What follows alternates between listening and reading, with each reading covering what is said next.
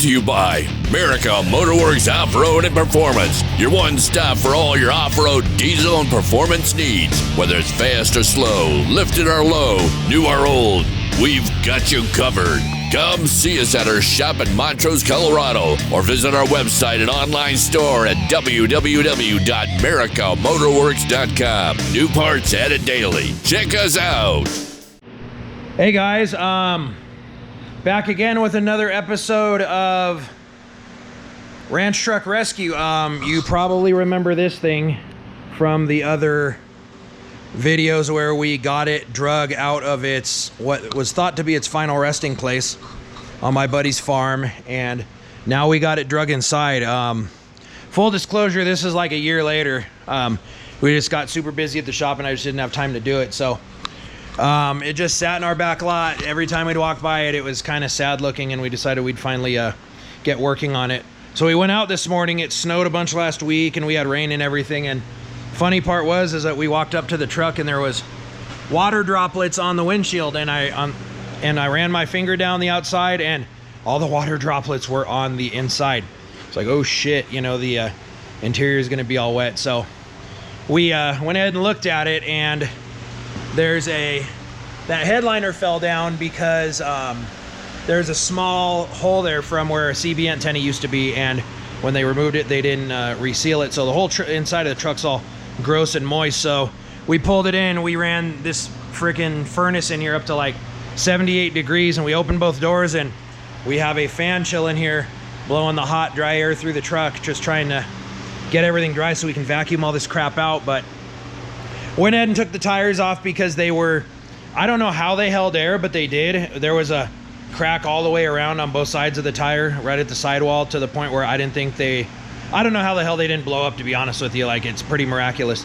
But we got the truck in here. We're gonna try to bring her back from the dead. You know, it's a worthy candidate. It's a 76 250 Highboy 4-wheel drive. So it's got the NP205 rock crusher transfer case. Like, it's got the Dana 44 in the front, and it has discs, which is really cool. So that's another nice upgrade. But it's a pretty cool truck. It just sat to rot for dude, I don't even know how long. Let's see.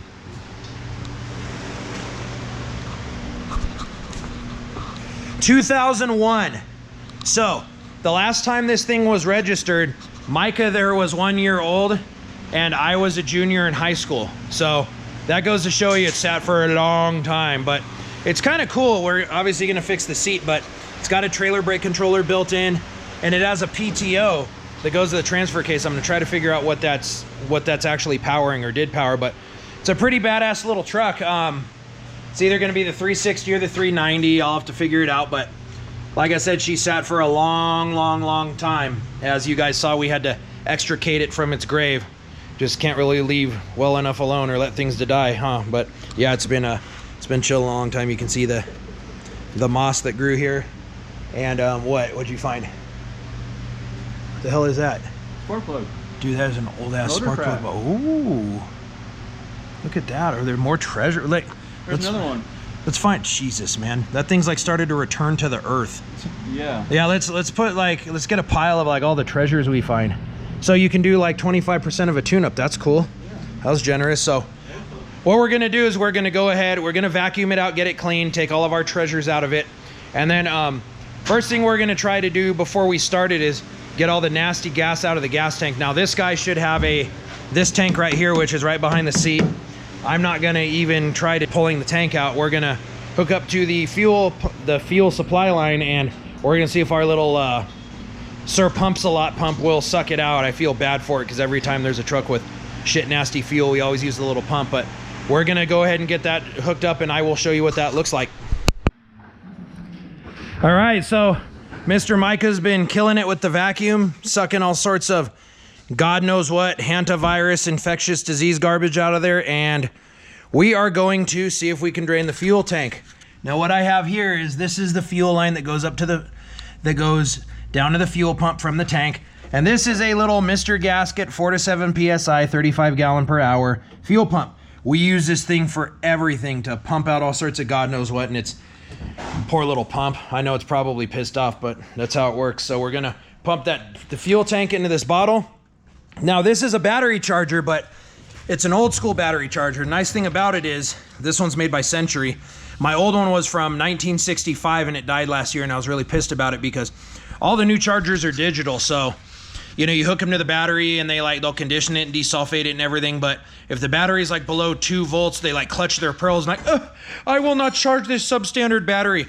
Whereas you get one like this, it's just a big ass transformer. It's like, I'm gonna charge all y'all, I don't give a fuck.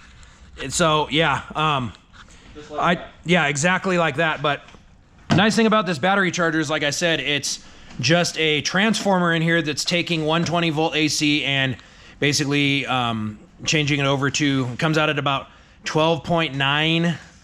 You know, I've seen it at 14 volts sometimes, but the nice thing about that is because it's currently out, it constantly outputs power, is you can use it as a power supply. So you can do 2 amps, 10 amps, or 6 amps, or I'm sorry, 10 amps at 6 volts. So what I do is I use it to power all sorts of stuff. Like if I need to roll up a window, or if I'm checking, you know, brake lights or something and I don't want to use the battery, I can use this little charger. But this thing's perfect for this. It has no problem doing it. So all I do is basically just hook up the positive, and we're doing it kind of hillbilly style up here. I'm setting it on my beanie so it doesn't touch the body of the truck, but there's no battery in here, and the negative for the pump is over here, so it's not like it could conduct and cause trouble anyway. But we're gonna plug that in, hook that up, and then we'll turn this off, plug this guy in. Sorry, I think I stepped on the plug, and turn this on, see what it does.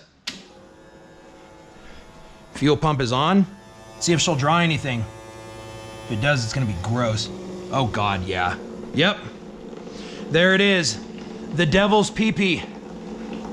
That is some terrible gas, but yeah, at some point I should probably treat this thing to a fuel filter, because that fuel filter's been on there. I think I got this pump in like 2006 or something. And yeah, I've never changed it, but little pumps at G, it doesn't care.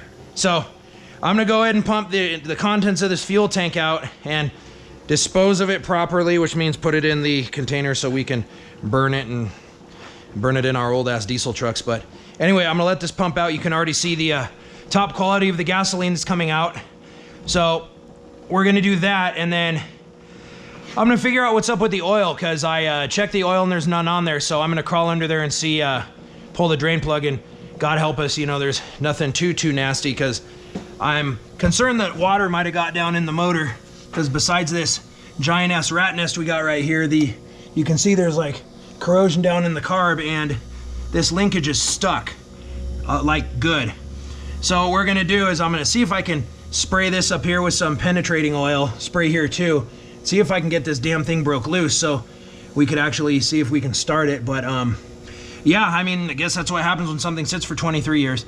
But we're gonna go ahead and get all this out, suck all this garbage out of here, and then we can go from there. All right, so Mr. Micah got all the rat nest vacuumed out, and I'm not too confident on how that carburetor is gonna work, seeing as this is the air cleaner. It looks like it had water in it for a long time, and like I told you guys, this carb is not, it's rusted, so we're just going to go ahead and take it off on one of these little Motorcraft 2 barrels. I mean, look, there's like rat shit here and everything we're gonna have to suck out, but on these little Motorcraft 2 barrels, you just take this, it's got this rigid line that goes down to the fuel pump. Ew, that thing's terrible. And disconnect that and the other couple vacuum hoses that are on here. Then we're gonna take this carburetor off. Oh, wants to fight. Wow. This thing is quite archaic. So pull this nut off back here.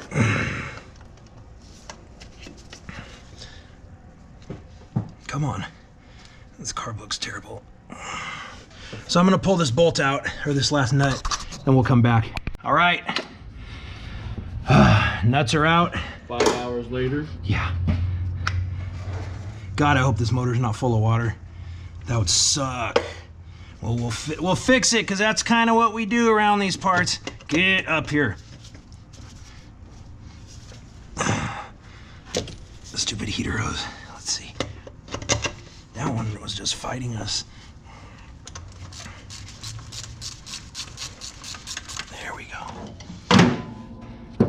See how much room there is? Yeah, it's one of the old school cars that you can actually work on, or trucks. So, oh, that's nifty. Fantastic. PCV valve.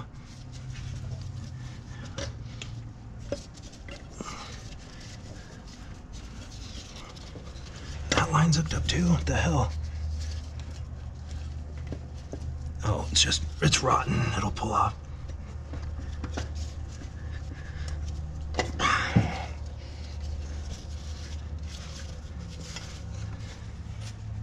Let's see. Oh, it's a little metal line. Oh, shit. Holy fuck. Man. Well, let me get this stupid nut off and I'll show you guys what I'm manning about. All right, so we went ahead and got all the rest of the lines out and shit. Oh, dude. That is not good. Whole motor's full of rust. So, obviously, they didn't cover it when it was sitting on said ranch and the motor got full of water. Sure, that makes this a little more complicated. Ah, damn, dude. Everything on this. When you got a shitty rigid hose, just grab out the pliers and twist and she'll let go. Let's look at the bottom of this here carburetor. Oh, man. Yep. That's why she wouldn't open, boys. Yep. Well, you know what we're gonna do? We're gonna spray this thing with some of the PB Blaster / Rust Bomb. Oh, yeah, hey, let me see the can. This is a product called Rust Bomb from a company called Conklin. They sell a bunch of other stuff, and Mr. Micah got me turned on to it. They sell roofing material and all sorts of other stuff, which he used to use when he did roofing, and dude, this stuff is freaking awesome. It's Rust Bomb. It's basically like a PB Blaster on steroids, but it's got 50% VOC. All the other hippie stuff's like, oh no, we can't have VOCs. VOCs are what make this stuff work so good. So this is incredible. Like, I've never actually seen anything that works as good as this does. So Conklin makes it.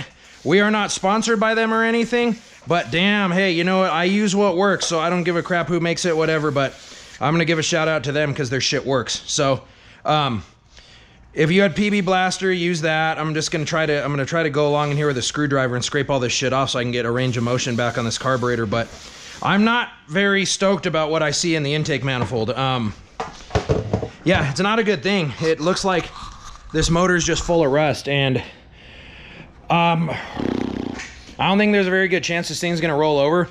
What we're gonna do is vacuum all the crap off the top of the intake manifold, and I'm gonna shove a piece of hose down there, try to vacuum the rest of it out.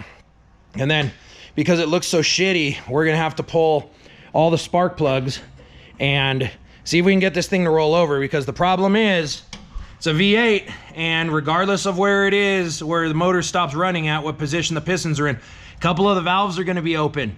So that's not a good thing. So a couple of these cylinders are probably either full of water or rust, but we're gonna get this damn thing broke free. So we haven't even tried to roll it over. So I don't know what the hell it's gonna do. This truck's a mystery to me, but we haven't done anything extra to it. You are following along with us. So it's a project and we can experience this together. You're in it with us. So welcome, yay. But anyway, I'm gonna go run a screwdriver along here, see if I can get some articulation out of this carb, and then Micah's gonna run the shop vac and suck all the crap out of the intake manifold. I don't want to do it with you guys with the camera running because it's just and a bunch of noise, and you guys all know what a shop vac sounds like, yeller big boys. So we're gonna handle that and we will be back. Well, as you guys saw, the intake manifold, it's absolutely disgusting and full of rust. Carburetor's pretty much a total loss. We tried to unstick it, but it's absolute shit. Intake manifold is completely full of water. Yeah, dude, I'm less and less hopeful about this motor. There is no coolant in it, and it stinks to high hell, but because of all the water we saw in the or rust we saw in the intake manifold, we're gonna we're gonna label the spark plug wires and pull the spark plug wires before we even try to roll the motor over. There's a lot of water in there, and I'm really hoping the motor's not screwed. So we're gonna pull the spark plugs out and see if we can roll it over. So we're just gonna label these things like P1234 and D1234 for passenger and driver. I won't bore you guys with taking the spark plugs out. If you can't take a spark plug out, you might want to watch Brotherhood of Torque 101 where it shows you how to take a spark plug out. But yeah, damn it. Well, I mean, it's a ranch truck and it needs rescued. You know, this nice, we get complimentary wasp nests and all sorts of fun shit. But if it was easy, it wouldn't be fun or educational or interesting. So that's what I keep telling myself to make it so I don't cry. Make it so I don't cry at night as much. But anyway, yeah, we're gonna pull these plugs and see what the hell we can figure out, because this old girl deserves a run. It'd be like, we're probably just gonna have to shout at it like we do the battery charger, do some hillbilly shit, because that's what usually get things done. So anyway, Mr. Micah did a freaking bang up job of getting all the crap out of here. Hey, it looks like a new truck, like right from the dealer. Like, excuse me, sir, are you sure this truck hasn't left the dealer for the last 40 years? That's what we're telling ourselves. So anyway, we're gonna knock these plugs out and see where we're at. Yup. Well, some of these spark plugs look like they're on the Titanic. That's cylinder 1, cylinder 2, wet, cylinder 3, wet, cylinder 4, okay. And then we got the winner over here. Hi.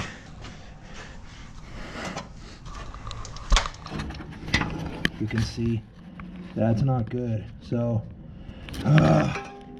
we got a bunch of rust dingleberries all over the place. So what we're gonna do is I'm gonna go get the air gun and we're gonna stick the little hose down the hole and try to blow all the shit out of there. And then I'm gonna try my concoction. I have a concoction I make where it's a little bit of gas and automatic transmission fluid and power steering fluid.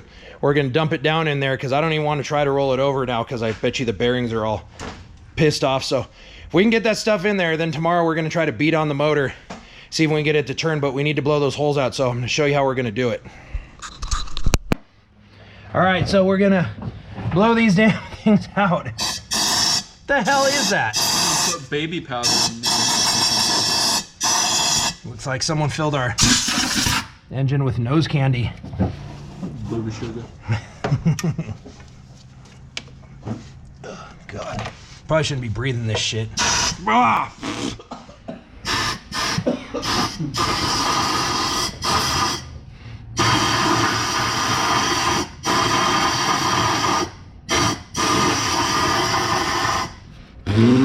For future reference, do not stand directly in line with the spark plug hole. Yeah, hey, 20 years from now, there's gonna be commercials on TV.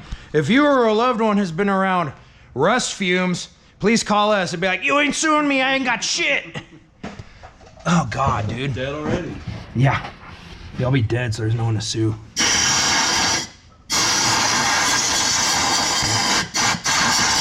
Try to clean these bad boys out. Now I'm saying. Let's see. Oh my God, dude. It's like those animated movies when a character farts.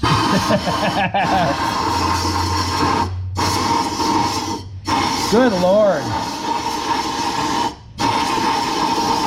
Hey, dude, let's open the door and turn the swamp around. Well, I was gonna open the door and put that fan up.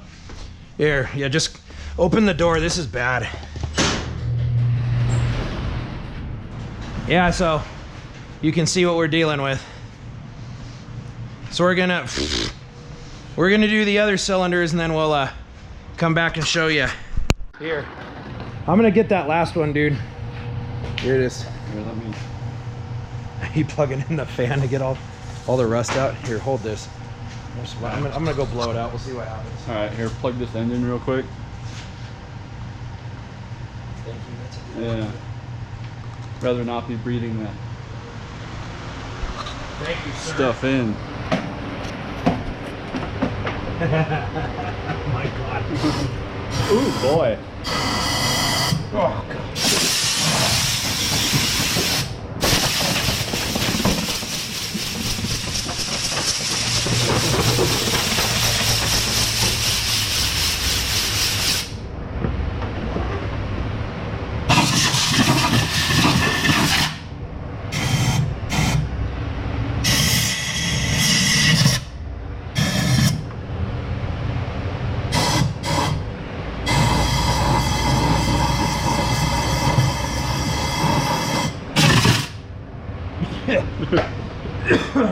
see if we can move the motor and get the, there's no way in hell, dude, with all that shit that came out, so probably gonna have to use concoction.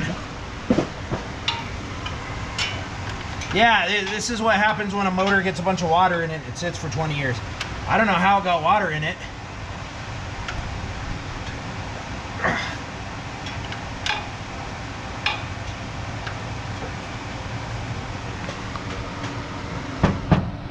Nope. All right, concoction time. We'll show you. All right, what we're doing, like I told you, we fill it with about halfway with gas, and then get some transmission fluid and dump the rest in there, fill it. And then what we do is we fill the cylinders with this stuff, and it helps go through, hopefully break down some of the rust so we can get it freed. Now we sprayed some of that rust bomb in there already that I was telling you about, and filled this side already, and it's just sitting in there percolating.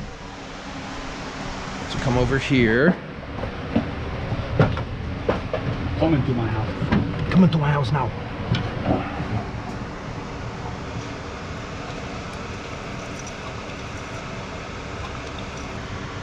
Yeah, buddy. Once again, this is that famous bottle that I stole from my wife that she does. It's for coloring your hair, and it's perfect for filling carburetor jets and stuff like this. Filling the top of 6.0 injectors with oil before you put the rail on. You know, all sorts of useful automotive stuff. So we're gonna fill the cylinders with all this crap.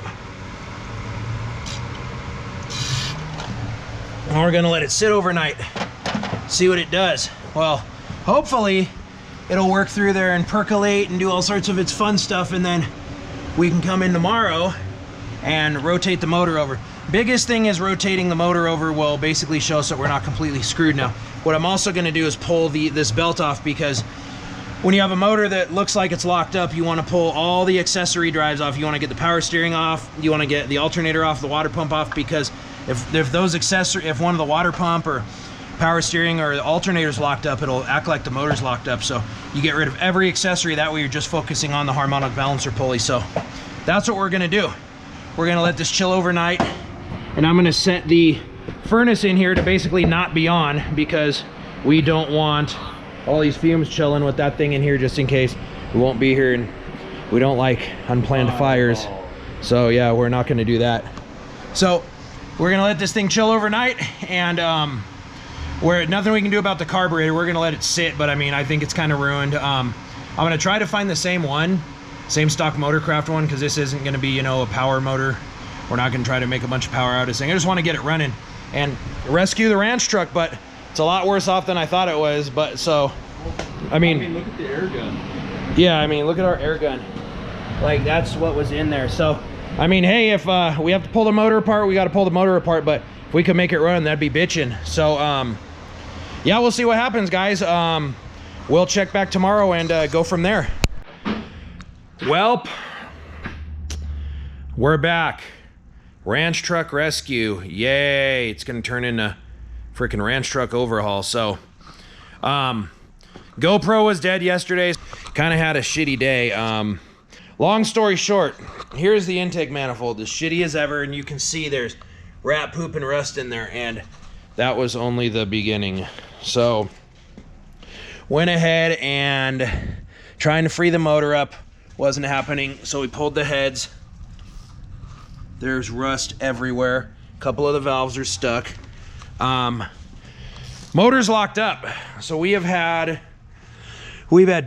automatic transmission fluid in there, and PB Blaster and WD-40, and we've been on it with this big ass breaker bar. The motor won't frickin' move one bit. Like, it won't move. I mean, we've been tapping the pistons with a hammer, metal pipe to try to jar them loose, shock them loose, and we've been at it for 3 days. So I don't know, I'm kind of apprehensive about this motor, because we drained the oil yesterday and about half a quart came out. So we went in and cut the oil filter open, and there was no metal in there, but there was oil in the filter, but there was no oil in the pan. So I don't know if it leaked out or what's going on, but yeah, we're gonna pull this motor.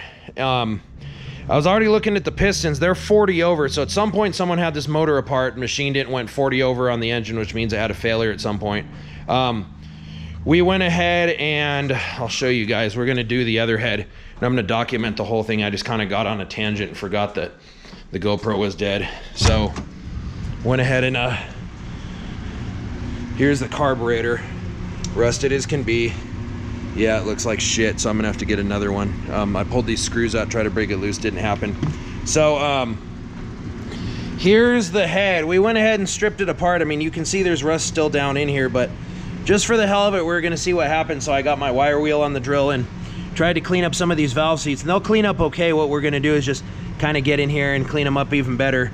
Then we're gonna have to, there's pitting right here, so we're gonna sand the head, because like I said, this is gonna be kind of like a ranch rebuild. It's nothing fancy around here, so we're gonna try to do it with like basic tools that everybody would have, except this valve spring compressor. You can rent one of them, and I'll show you how to take the valve springs out. But I mean, as you can see, the valves look pretty shitty. We were pulling it apart. Honestly, this is a mixed blessing. Thank freaking God, because where is it? When we were messing with the valves yesterday, one of them actually broke in half. Like, it literally, the end just fell off, and I was like, oh shit, well, if it's gonna do that, then yeah, here's the other piece of it. But anyway, I think that's a cylinder that the water was chilling in. Well, that's actually good that it happened, because otherwise it would have dripped in the motor, dropped down in the motor. These are the valve stem seals. These are little umbrella style seals that go over this, and 3 of them were in pieces just sitting under the valve spring. So this is actually a mixed blessing, because we would have started this thing and it would have smoked more than it blew here on a heater at the penny slots. So kind of a good thing. It just sucks that we're, you know, I thought it was going to be an easy process. I can be like, yay, ranch truck rescue, yay, let's go do some big smoky burnouts, but that'll be later. So we're gonna probably end up having to overhaul this motor, but I'm gonna show you how to do it with stuff you can rent from the parts store, because I mean, this thing's in pretty shitty shape. So what we're gonna do is pull the motor, put it on a stand, and then we're gonna roll it over and pull the oil pan off. We're gonna kind of see in there, see what it looks like. Then the next thing we're gonna do is pull the sorry guys, brain fart. This stupid Firebird fumed up the whole building. We're gonna go ahead and pull the oil pan, then we're gonna pop the rod caps off and knock each piston out of the cylinders one at a time. Then once that's out, if we're able to free spin the crank, then we're in good shape. Then that tells me that, you know, it wasn't run low on oil or anything like that. We can see the top of the camshaft. It looks good. It doesn't look like it was starved of oil. So if we can knock the pistons out, what we'll do is we'll get a set of piston rings, 40 over in size, because that's what the pistons are. And then we're gonna measure the bearings, the rod bearings. If they're standard, we'll get a set of standard. Then we're gonna do a quick dirty hone job. What a hone does is it's basically, it's an abrasive, and it cleans up the cylinders. It's gonna scrape all the rust and the other garbage out. So it's essentially gonna have a brand new surface in there. And when we put new bearings on there, on the rods, it's basically gonna refresh everything. So the only thing we won't do is the crank and the rod bearings. I'm sorry, the crank bearings and the cam bearings, but shouldn't need it because water didn't really get down in there. So we're gonna see. I mean, this is gonna be a quick dirty rebuild. I'm doing it to show y'all how to do it, and Mr. Micah, because he's never torn down one of these old school V8s, so it's gonna be a learning experience for us all. But yeah, the deeper we got into this thing, the more the less happy we were about it. So I mean, it is what it is. A good old truck. I just kind of find it interesting that the motor got full of water despite the carburetor sitting here. But I think what happened is they had the hood open and it filled the air cleaner and went in, because that's kind of what it looks like. It's all shitty in there, so you can tell it looks like the air cleaner had water in it for a long time and it just decided to go in the carburetor. So we're gonna try to clean all this crap up. But yeah guys, what we're gonna do, we got the four-wheeler out of the way. We use that little, got that thing for like 200 bucks. We use that to drag dead vehicles in and out of the shop. We put some tires on it. I got some Cosmo El Tigre. That means the tiger in Spanish. These are nice, cheap, all-terrain tires. Nothing but the best for the Ranch Truck Rescue Project. But it's kind of our little hack that when we work on something, we let all the air out of the front tires so the truck kind of bows down, so it's easy for us to do work. But we're gonna get the we're gonna get the engine hooked up to the engine lift, and we're gonna go ahead and yank this thing out of here. So we will show you what we're doing next. All right, got everything unbolted. Misa de engine oefen picken. That means we are picking up the engine. All right, so if you never used a cherry picker, it's not used to pick cherries. No, you want, these are old head bolts. We're replacing them because I don't like to reuse head bolts. And we already unbolted everything, the bell housing, and we have a jack under the tranny, so we're fixing to lift it. All right, let's get this biatch up and out. All right. All right. All right. You're gonna learn today. All right, is it out?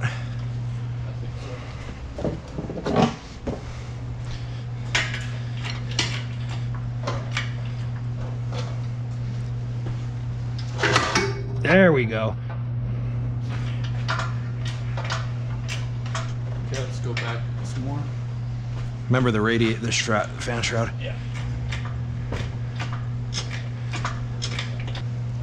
All right, fan shroud's off. Just like that. Let's get old biatch up in the air. God, this motor is gross.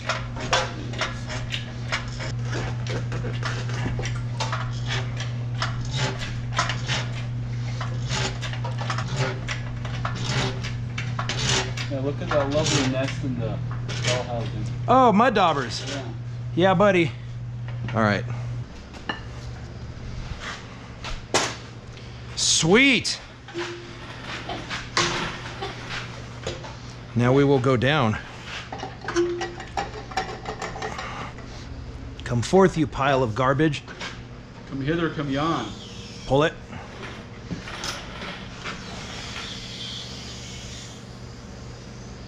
Boom. And that's how you pull the stuck as hell engine. Congratulations. Yeah. So what we're gonna do is we're gonna go to the hardware store and get some bolts that will fit these holes, so we can put Mr. Truck here on the lift, or on the engine stand, and figure out the hell's going on with it. So we'll show you all about that. All right then, so we got the motor out. Yay, motor. And we went ahead and pulled the clutch because we're gonna put the engine stand to it. And oh shit, look, yay, just the gift that keeps on giving. This at one point was a clutch disc, but yeah, hey, we don't need the back half of it. You know, why not? We only need, you know, what, fucking 60% of it. So we get to buy a new clutch again, just like the last one. So yeah, hey, we're finding more and more surprises. This here is a fine vehicle, man. Only the finest vehicle, and it was maintained and put together by the finest people, and it's been taken excellent care of. No. So we're gonna go ahead and get this thing. We had to go to the hardware store and get some grade 8 hardware, some longer bolts to hold it to the stand. So we had to get this clutch off, and of course it's destroyed just like everything else, but it's gonna be a nice freaking truck when we're done, man. Everything's getting changed, but we're gonna get this thing on the stand and we're gonna roll it over, and then we're gonna pop the oil pan off and see what the hell's going on in there, and maybe, just maybe, we can get this thing to move. So we will show you that. I'm just, like I say in all the videos, I'm not gonna bore you with me bolting the engine stand to it, or, you know, pulling the pan off, or any of that other boring shit. You guys have other stuff to do because you're probably watching my videos on your lunch break, or trying to stay, or yeah, or on the toilet. So I try to keep it quick. So hey, remember, don't push too hard. When you get in your later years, you push too hard, things happen to your booty hole. So yeah, just trust, don't, yeah, just let it happen. So anyway, we will show you what we're gonna do. Okay, so we got the motor out, and you can see the complimentary dirt dauber nest, and there's another one here, but we got all the bolts out, so now is kind of the moment of truth to find out how shitty our day gets. We're gonna pop the pan off, so now is kind of the moment of truth to see if Mr. Truck gets help, or if Mr. Truck gets a different engine at some point. Damn, bro. Yeah. Come on, old truck. We want to help you.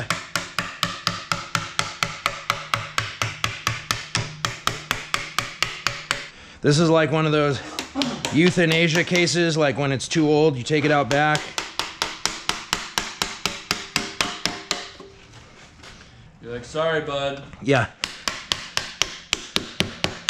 Sorry, bud, you were a good truck, but that's pretty much, it's what the owner said. They just left it, which now that I'm seeing all this crap is not surprising. I probably would have too, but I have this weird habit of fixing old things that I shouldn't. You got it, bro? Hell yeah. Okay, I'm not seeing really any like messed up shit in here. Like I'm seeing a little bit of carbon and stuff. There's a good bit of carbon in the bottom. Well, that's like rust water too. Yeah. Well, here's the good thing, guys, is this isn't full of metal. And if this thing was run with no oil, we would have seen a bunch of shit in the bottom. So what we're gonna do is, yeah, all the rods are labeled too. What we're gonna do is we're gonna bust loose every one of these connecting rods, and we're gonna beat these pistons down out of the bore with a piece of wood. And once we do that, if we can spin the crankshaft, then we are golden, man. We are freaking golden. So what we'll do, hone everything, clean these up, slap some new rod bearings in there, put this thing together, prime this bitch, and go do a big fat fucking smoky burnout with this thing. You have no idea how excited I am, but that's the moment of truth, because if we find out that, you know, we pull these off and the bearings look destroyed, then we're in deep shit. So we're going to pull these apart one at a time. And basically what you do is you just take the caps off, knock it down with a piece of wood so you don't hurt the piston. And then we're gonna put the cap back on, and you can see like there's dots here, you know, there's numbers here. So you don't wanna do this to the cap. You don't wanna flip it. So the way the cap comes off is the way the cap goes on. So we're gonna go ahead and pull these, and we'll show you how we do it. All right, guys, moment of truth. Do you have your light? Yeah. God, you come prepared. Flashlight or the lighter?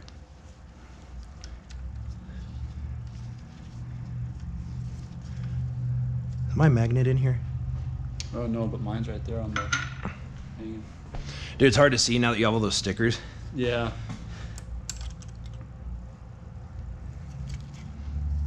Oh yeah. It's a little discolored, but this motor was not ran without oil. So okay. You can see, because basically your first color is this dark, and then the second's that, and then this is what's called you're getting into the copper, which is the soft part of the bearing, but this motor was not run without oil. So, and what I told you guys I like to do is I put an X here and an X here, and then I point them all to the front. And this is the balancer, this front of the motor. I'm pointing them here so we can keep track of it. So this motor did not run out of oil. Good. So if it did, this bearing would look like this and be all shitty. So that's what we're gonna do, guys. Basically, we're gonna pull them off one at a time, pound them out, and then we will see where we're at. I'm gonna go get a piece of wood and I'll show you the process. Well,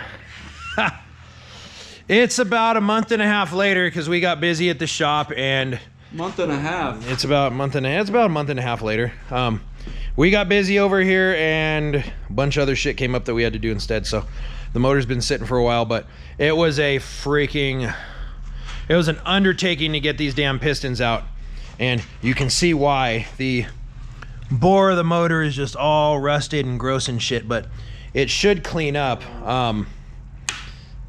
We'll edit that out later, don't worry. Yeah, we'll edit my fart out. But one of the reasons it was stuck, it was actually this back cylinder was the main one that was stuck.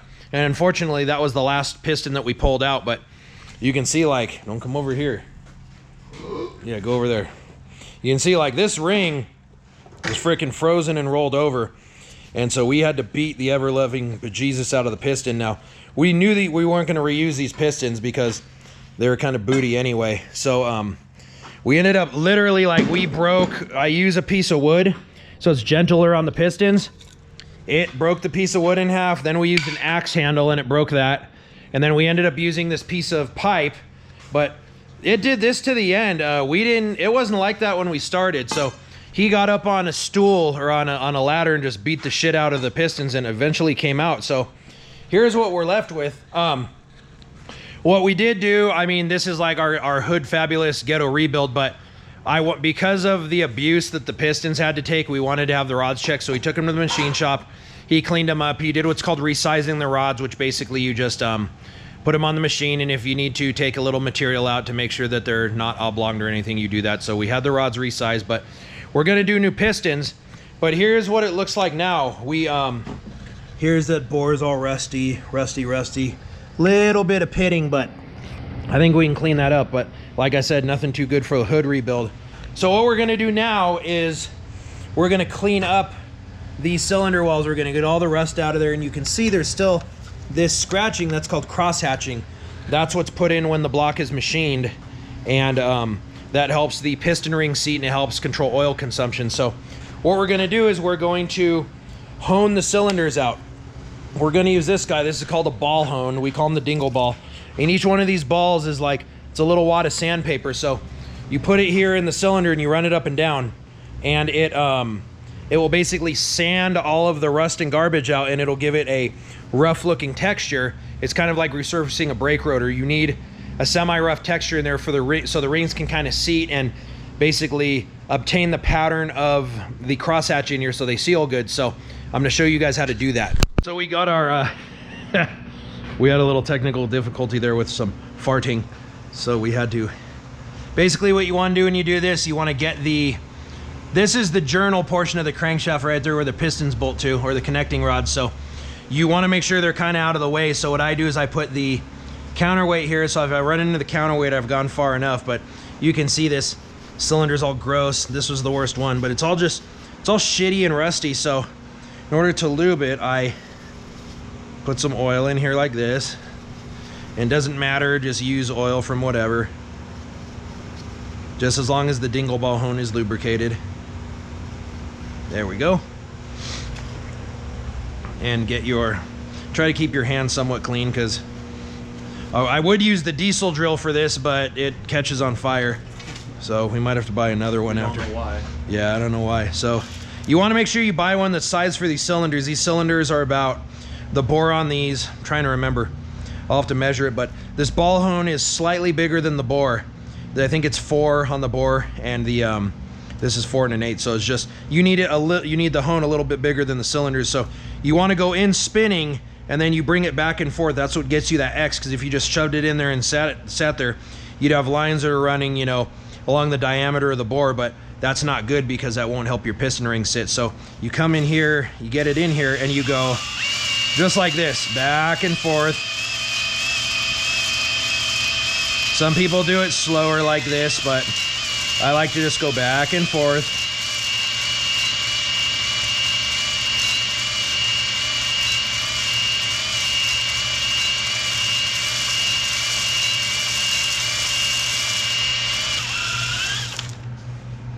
And take a sample.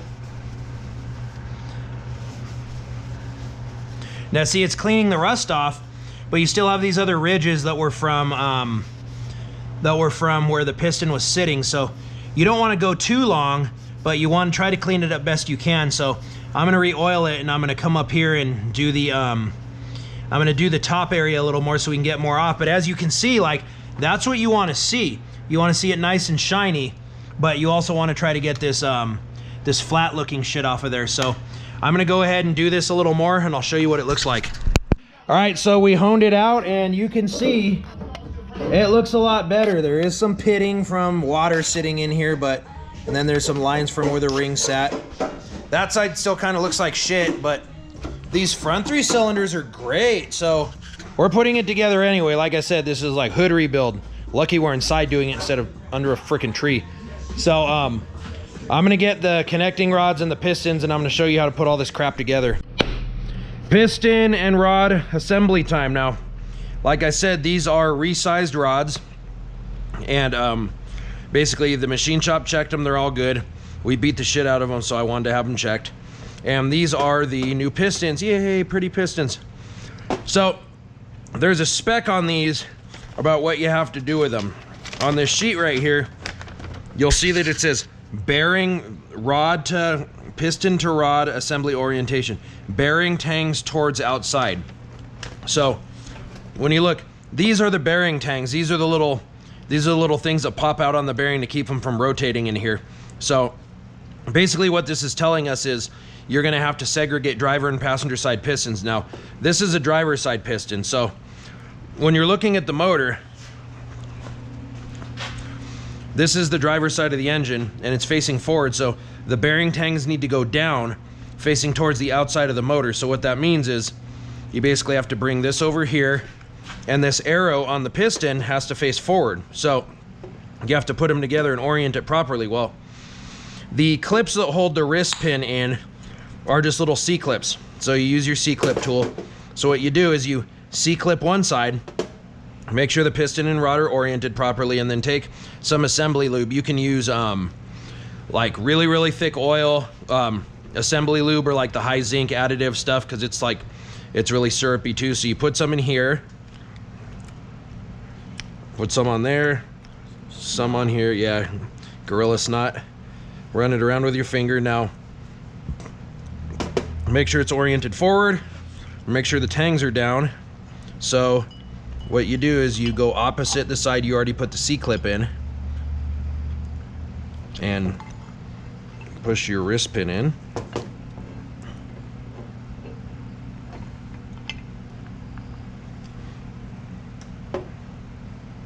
It's going to be a lot harder because there's Gorilla Snot. So it's facing forward, tangs are down, and get your C-clip pliers.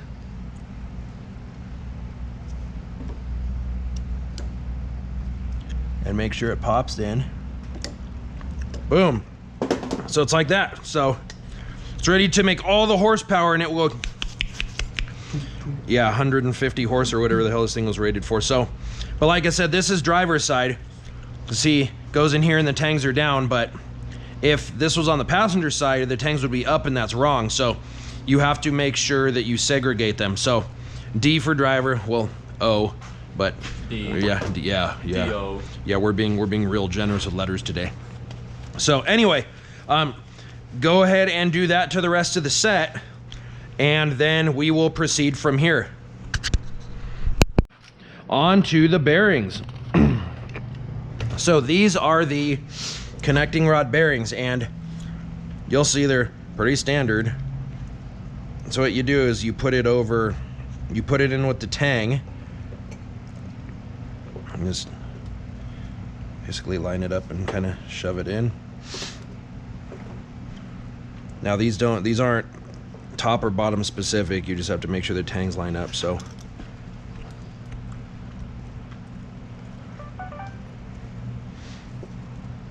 what you're wanting to do is get some we're gonna go ahead and put some assembly lube on it.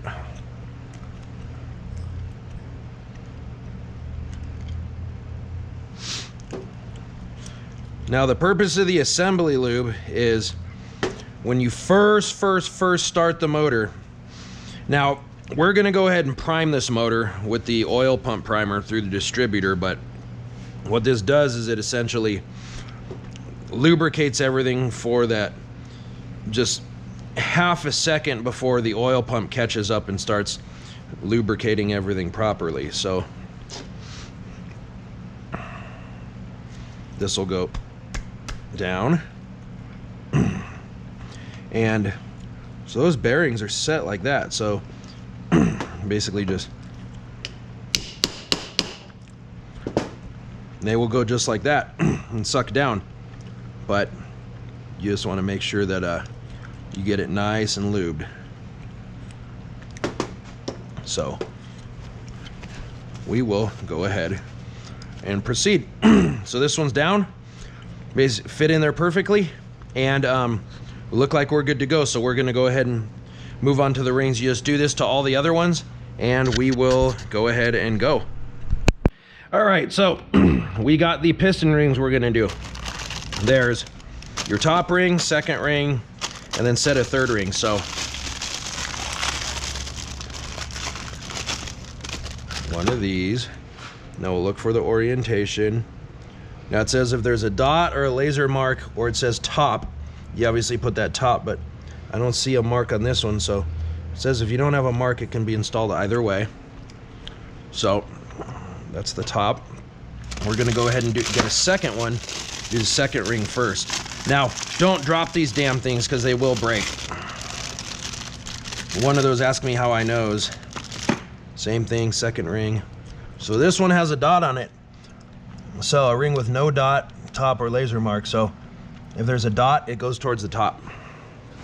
So what we'll do is get this on.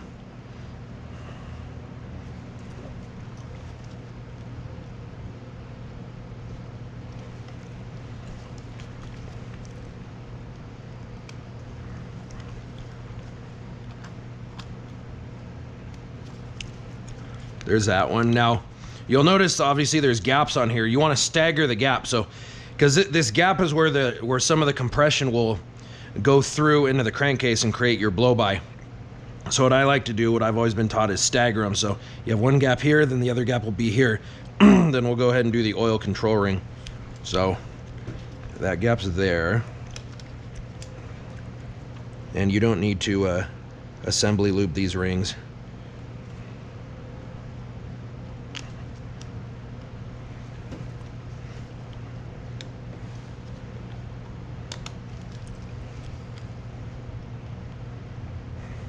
Come on.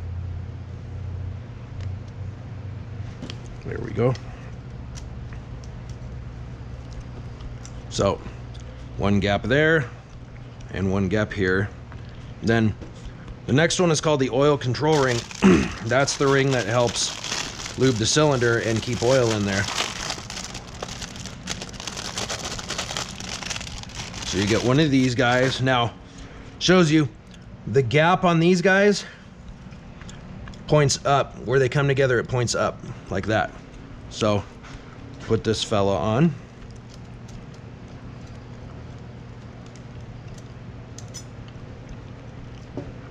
Then now you have a what I call the well, you have the top and the bottom rings that hold that in place. They basically hug it, and for that you want the gap on those to be offset a little bit. So here's your rings that keep it in place. So we're going to use 2.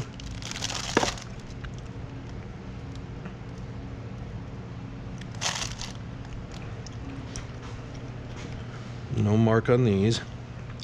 And on these, they want them offset about at 10 and 2. So if you've been driving like you should be, legally, with your hands at 10 and 2. They taught you in school. Yeah. I don't learn good, so.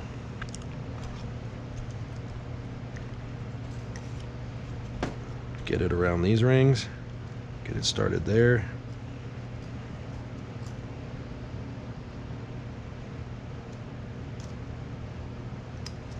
There's that one. Let's turn that one. So that one's there, so this gap should be here.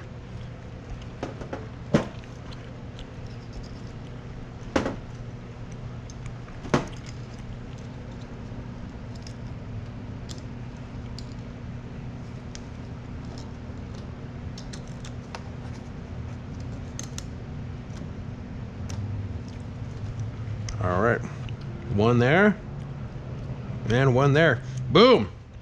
And that's how you do it. We're gonna go ahead and do it for the other 8. So what we have here is a piston that's ready to go in. Bearings are on and lubed, rings are on. So we're gonna do the other 8 and we'll show you how to do it. We got one side of pistons done. So we're gonna go ahead and put those in. So come over here.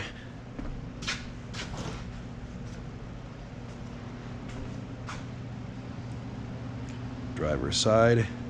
So what I like to do, because these little nuts right here can damage the crankshaft, or not the nuts, these bolts, what I do is I take the cap off.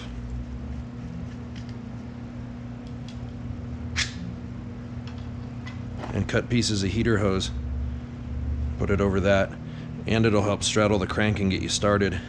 So arrow forward. This is driver's side because the bearing tangs are down. So you slide it in.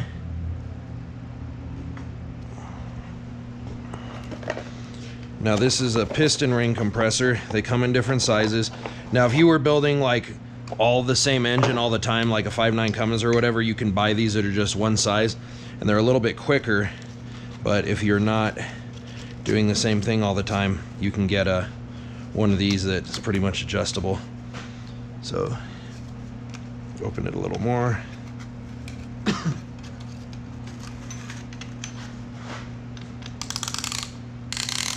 And what it's doing is it's squeezing the rings on the piston to basically push them in so that we can put the piston down into the motor.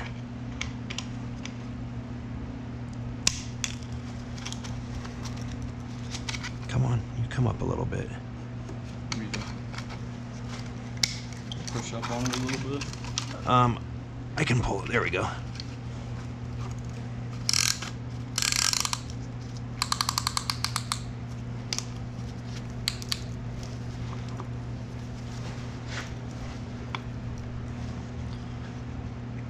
So let's see. Now, if we had the engine flipped, we could verify that this was straddling the crank, which it sure feels like it is. It is. And what I like to do is get it down there, line it up, and use a wood or plastic mallet and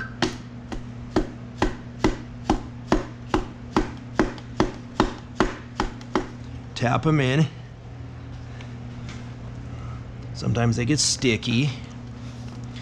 So you just kind of get it centered and you tap it down into the engine. Now that noise basically is telling me that we're close on the crank, but we're not quite. Centered.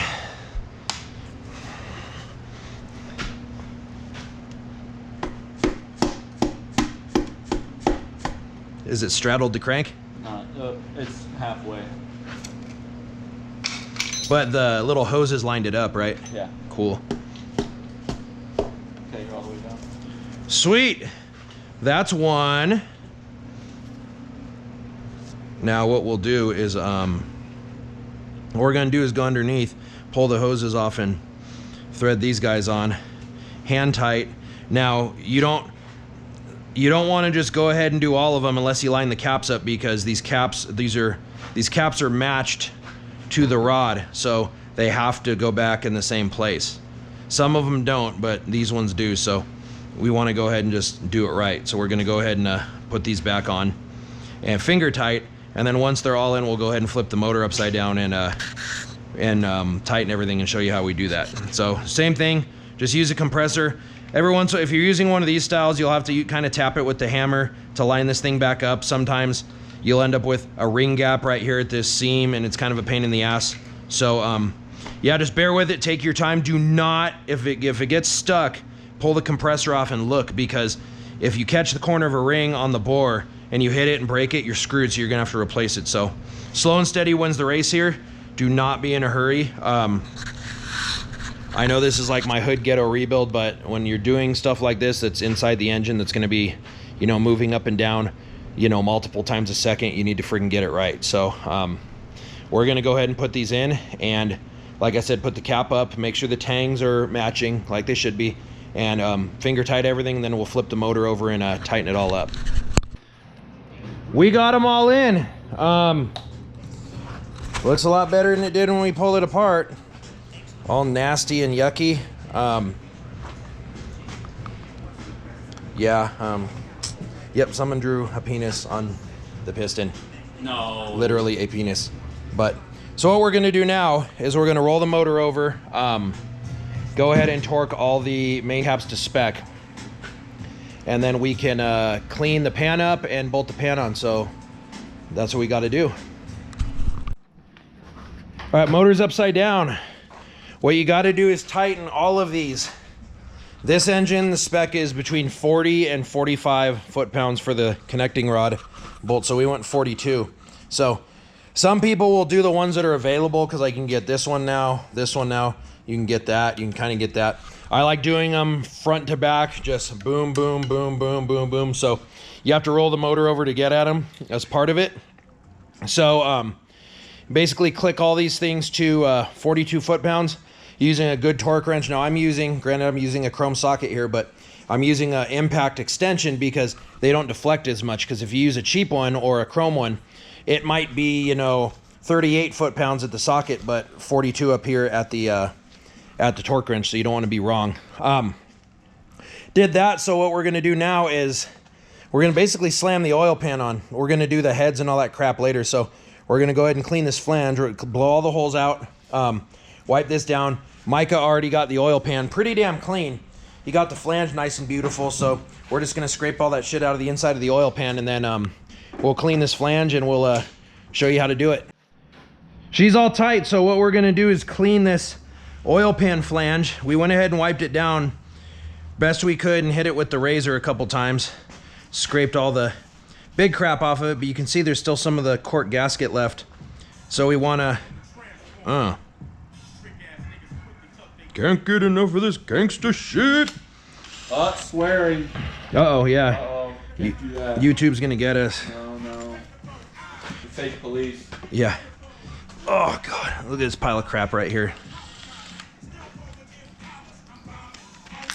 Since Chicago is mine, brother hit the fence.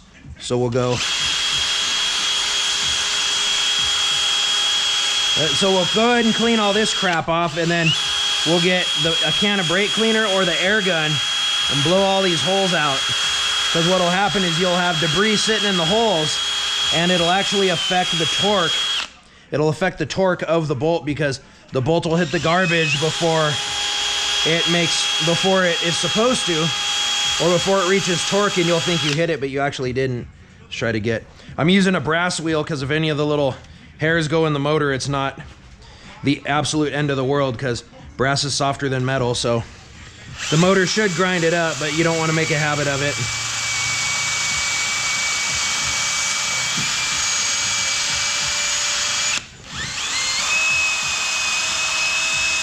Nice, it's a nice. Damn, look at that. So, that's nice and clean. Now the way, besides the drill, the way I prepare the surface is basically get like a lint-free cloth, like a microfiber, even though I hate how those feel on my skin, and get it with brake cleaner on it, go all around here, clean it, and then clean the corresponding thing you're bolting to, which in this case is the oil pan. We gotta get all that crap out of there, but we'll go ahead and put the gasket on, and we'll tidy this up a little bit, but wipe all that garbage out of the sump. And but yeah, this is prepped. We'll have to spray it with brake cleaner and rag, and then clean this, and then we'll go ahead and on to the next step and put the gasket on. Hey, if any of you guys watch those ASMR videos or whatever the hell it's called, where like a dude's cleaning a rug or pressure washing like a patio or some shit, like this is about the same thing, man. I can't stop looking at this. Here, Scoot. Dude, that's so freaking, it's so rewarding. There's so much of it. Dude, this truck's gonna be so much quicker because there's not... It's gonna be 100 pounds lighter. Yeah, not 30 pounds of shit on it. So, do you need to clean the outside of the oil pan to do a rebuild? No, but do we want to? Absolutely. So, we're gonna scrape the rest of this shit off, and we'll show you what to do next. All right, oil pan mating surface on the block is clean, and oil pan is super clean. He did a good-ass job cleaning that thing, so we're gonna go ahead and put the gasket on. Now, what I like to do is on the seams, like right here, I'll put a little dab of RTV, it'll help seal it. So, I use gray for this.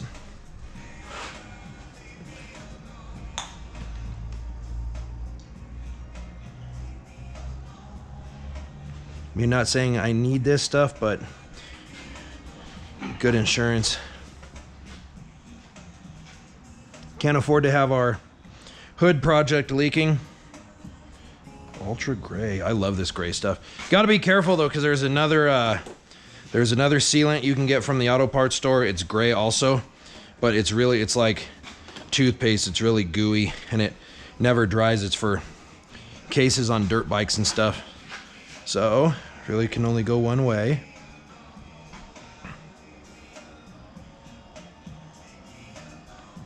There we go. Now, once it's sitting there, try to line up the holes best you can.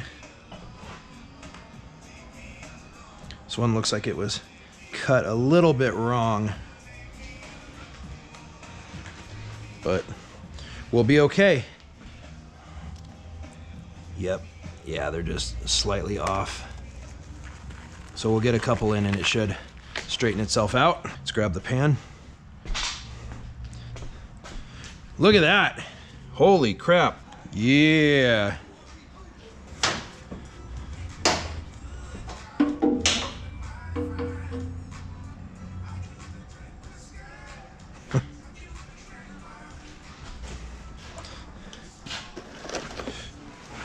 Yeah, go ahead and start at the far corners. So we're gonna go ahead and start all these by hand. Like I said, I feel bad about just stopping the video and doing stuff without recording it, but I'm pretty sure you guys know what threading a bunch of bolts in the holes looks like, so I'm not gonna bore you with it. So we're gonna get all 20 of these done, and then I'll show you how we tighten it. Got them all started. So what I like to do is basically start at the middle and work out. So we'll go 12 foot-pounds. So usually I'll go and just start, bounce back and forth and just kind of spread out. So